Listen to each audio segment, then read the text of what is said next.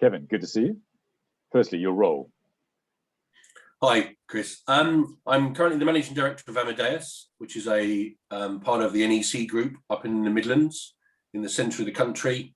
And it's my fourth managing director role that I've had.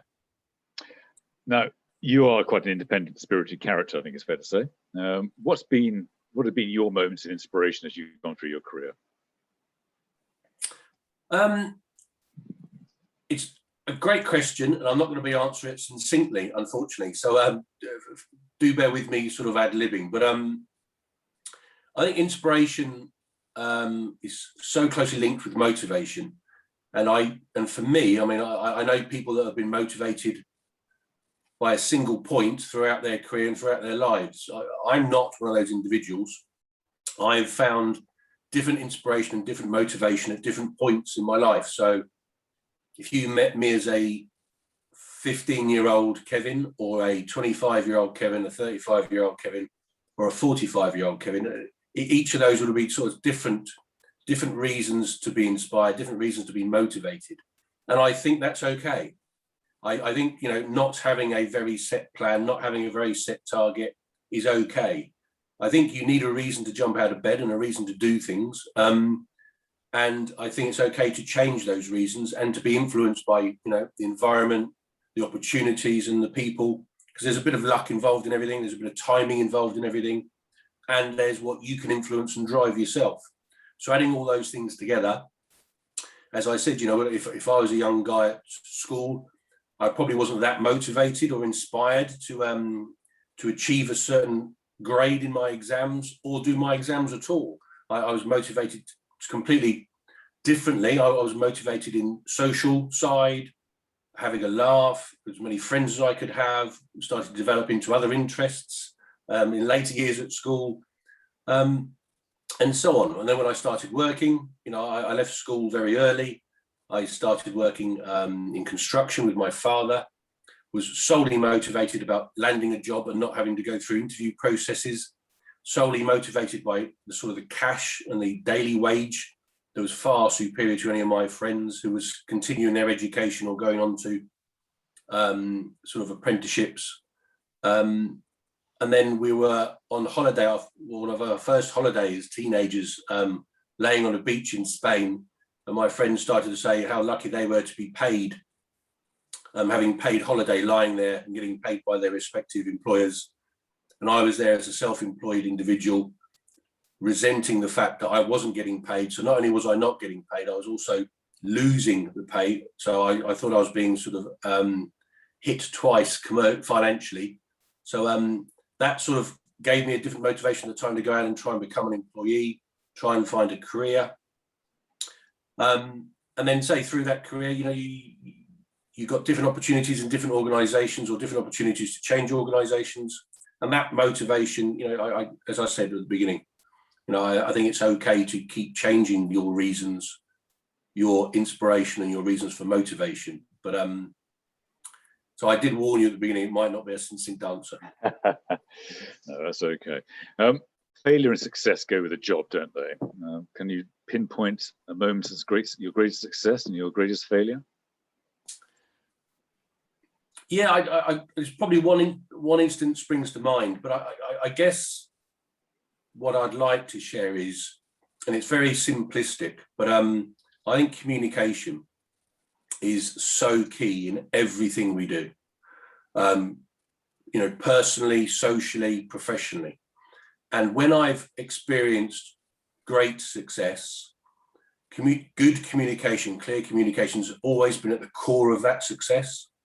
And also when I've experienced great failure, it's always been poor communication, unclear, assumption, ambiguous, grey, has always been at the core of that failure.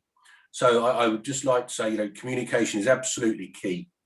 So, when you're communicating, try your utmost to be as open and as clear as you can. And if you're the person receiving that and it's not clear or open, please ask them for clarity. And also don't worry about repeating yourself. I think repeating yourself, in fact, it's probably a discipline to instill, to try and do. So if you've got something to say, tell somebody and then tell them again. And it just helps with that clarity. But the one moment in time, I go back to 2012, the London Olympics. So I was 6 weeks into my role. Amadeus had won the contract 3 years previously. It was a huge win for Amadeus, really started to put them on the map.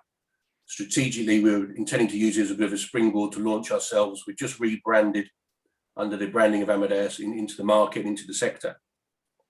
And it was a complete disaster, if I'm perfectly frank. So for those 3 years, I don't know what the team were doing, but they just hadn't really nailed everything down. I was on holiday with my family. I just lost my father, so I took my whole family away to sort of, he's Irish, to have a bit of a wake and a celebration of his passing. And I was obviously keeping in touch with the business. On day 2 of there's 18 of us away on my family break. I went down to breakfast in the morning and told them I've got to jump on a plane and come back. There's a problem at work.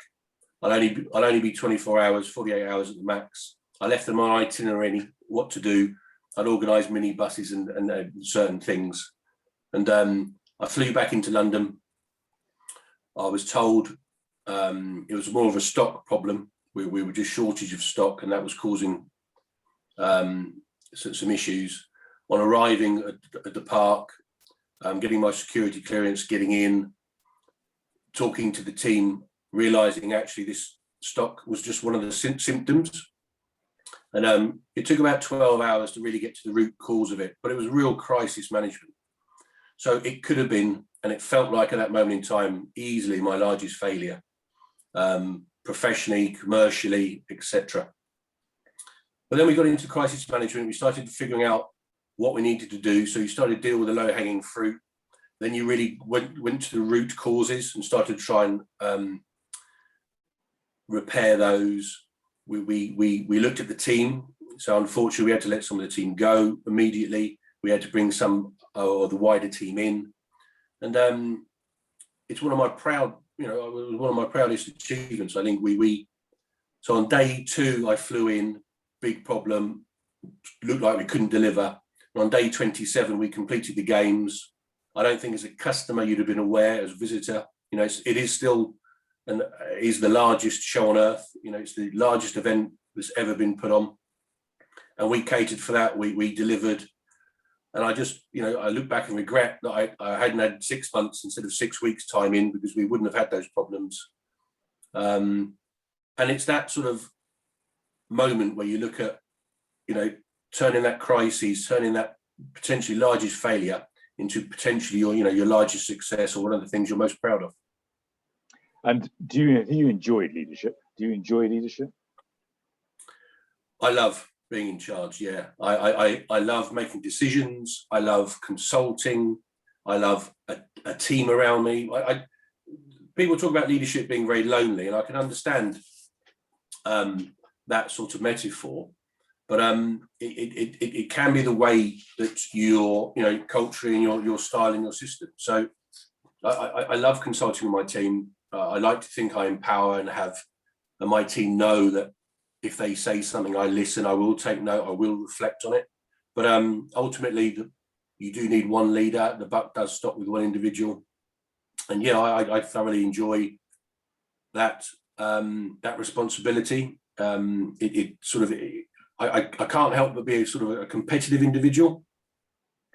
And yeah, and I won't do the old sports cliche, but I think being competitive is fine, and I don't think people should be embarrassed about being competitive. In fact, I think people should want to be competitive.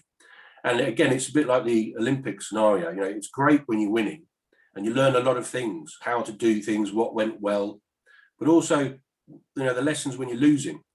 What could you have done, and what should you have done, surprised you, what's disappointed you, etc. And both of those experiences should be motivating. Yeah. And you tend to find if people are motivated by both those experiences, they tend to be quite competitive. And if you're quite competitive, you tend to drive yourself and drive others around you. Yeah, no, fair play. Can you tell me a story of something that's personally impacted on you in terms of your own development? Yeah, I think trust is a big one. So where I've previously where I've not been allowed trust, I've struggled. But where I've been given that trust or earned that trust, I really thrived. So, and again, the old cliche of treat everyone like you'd be treated yourself, I think is rubbish, because we're all totally different. And what, you know, how I want to be treated is probably different than how you want to be treated, Chris. I'm very keen to give trust quickly, and empower those individuals to try and use that trust, because I know that what positive impact it had on me. But I know it's very tricky to give trust, because things are so, you know, through the last maybe 20 years, things are so controlled, so measured. KPIs, SLAs, data reporting, you know, all of those things that have evolved and got better and have improved some parts of business, have also stopped people giving trust, taking risks, because it's so clear and so measurable and so accountable. And as with everything, you know, it's a fine line and it's a balance. There's no real science or equation you can put a rule across that. You've got to work a little bit on gut instinct, a little bit on experience, and deal with what you're currently facing, the individuals and the projects. And you've got to sort of mitigate that risk as best as you can, but then allowing you to give as much trust as you can. So, you know, on a personal level, that's probably the biggest tick in my box, and the biggest motivator for me, where I felt trust. And with trust comes that empowerment and autonomy, and you know, that responsibility sat squarely with me, and I've taken that seriously. Final question: what would you tell your 18-year-old self? This isn't long enough for me to coach myself of all the errors that I've made along my way, but I suppose a couple of sort of sound bites, I guess, is keep being impatient. I don't think impatience is an issue. You've got to be at a realistic level, you know, but I think pushing and stretching, but the key one for me is following up, a key, but you don't want to do it to a point where you break things or damage things, whether it's a relationship, whether it's a project, whether it's a task. But say, I wouldn't be worried about being impatient. Try and understand what motivated you is something I'd like to have done better in my past. I got motivated by very short-term things and by other people's influence. And maybe I was led, or I allowed myself to be led down certain routes where actually I should have just stopped, paused, and understood my own motivation. I've touched on communication. You know, I don't think you can over-communicate. I've touched on being competitive again. There's two schools in that. I don't shy away from being a competitive individual. I think that's healthy. Don't get caught up in that mindset. You know, I think we've all read books or all read about great leaders who survived on 4 hours sleep and used to do 90-hour weeks. I think that's absolutely fine when it's needed by exception. We all have to do that, but just don't make it the norm. And I know I'm contradicting my competitive self there, but I think that's, you know, it's a slippery slope to doom, and you don't want to be competitive, the first one down that slide. Asking questions, you know, it comes back to communication. Why? And sometimes you need to ask yourself and others why, to the point of frustration for both parties, because the first answer to why, the second answer and the third answer probably aren't the real reasons why. And it's the latter answers you get. And sometimes you have to persevere with those questions. And also ask yourself the so what.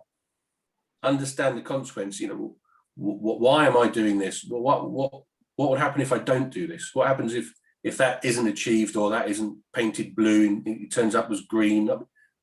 Understand the so what's, and that leads you into consequence, and that can lead you into sort of, you know, that risk management and mitigation, etc.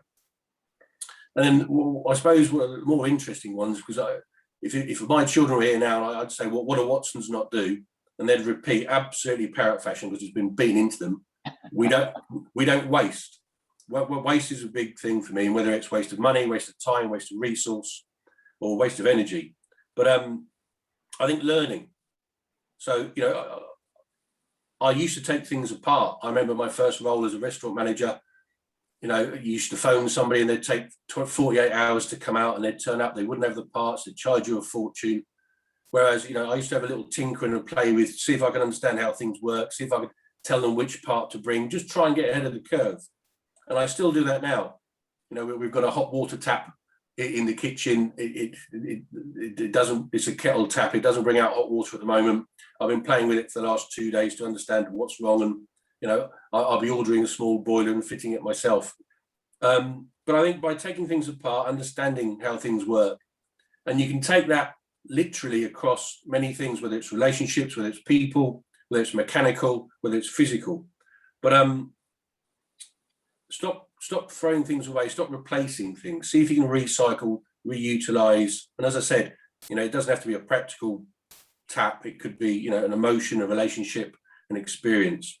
But try and overlay that, and that learning, you know, is a real skill. And if you see people who are still willing to learn, you know, regardless of their age, regardless of their position, and they're motivated by it, they enjoy it, you see a real difference in those sort of individuals to some individuals that I've worked with that have decided they don't need to learn anymore. They've decided they know everything. They've decided that, you know, they're as experienced and as knowledgeable as they're ever going to be. And they restrict themselves. And I think that's a real shame to see people putting themselves in a cage or putting a glass ceiling above themselves just because they're not willing to embrace, you know, a new way of doing things, a new education, taking that thing apart, whatever it may be. But if my 17-year-old daughter was here, she would say to me, and she would roll her eyes and give me the teenage sarcasm, which I'm loving every moment of at the moment, is be a good starter, but be a great finisher. So it's really easy to start things. Anybody can start things, and everyone does start things. But actually finding someone that completes and finishes things is a real skill and a real art. And whether in any career, in any market, in any sector, that it's a real skill to have. It's a real valuable commodity. And you know, if you look at society now, when I started out, you know, mobile phones were a thing of, you know, of sci-fi movies. So we didn't used to get distracted. You used to start a task, you'd see it through, and things were a lot simpler and a lot easier and cleaner then. Whereas the amount of pings and dings you can get on your mobile phone or your mobile device or your laptop, it's so easy to get distracted. Whereas actually, you know, be a good starter, but be a great finisher is one of those sort of mantras I'm say pushing to my 17-year-old daughter who's resisting avidly at the moment. That's brilliant, Kevin. Thank you so much. No, I appreciate the opportunity.